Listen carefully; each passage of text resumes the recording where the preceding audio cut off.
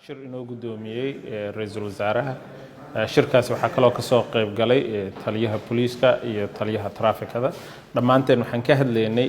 badqabka baabuurta xamuulka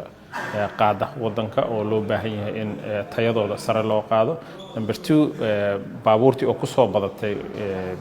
dekada iyo wadooyinka dekada oo dhan oo aad u tira batay alxamdulillah xilligii coronavirus uu jiray ayaa waxa dhacay in canshuur dhaaf ama canshuurta laga yareeyay raashinka yimaado taas ayaa waxay keentay in wadanka uu soo galo maraakiib badan ay timaado oo raashin wada taasna waxay keentay in baabuurta loo baahan yahay gudaha looga baahan yahay dekada ay soo bataan tii oo keentay in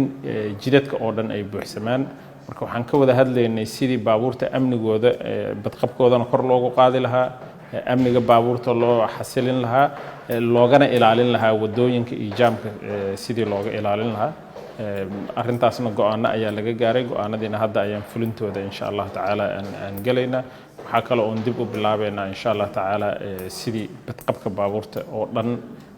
aan tayadooda kor ugu qaadi lahayn oo ahaa shuruuciyo jiray muddo hore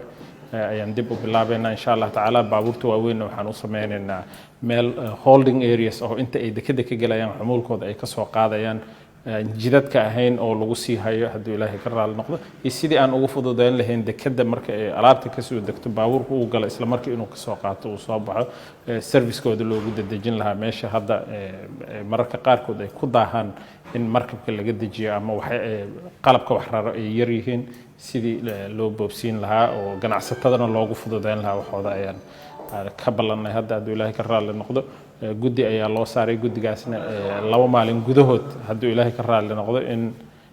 ay tala bixin degdeg ah ay ku keenaan laakiin maanta ka bilaabato baabuurtaasi sidii jidadka looga qaadi lahaa waan isla go'aaminay galabtayna bilaabanayso insha Allah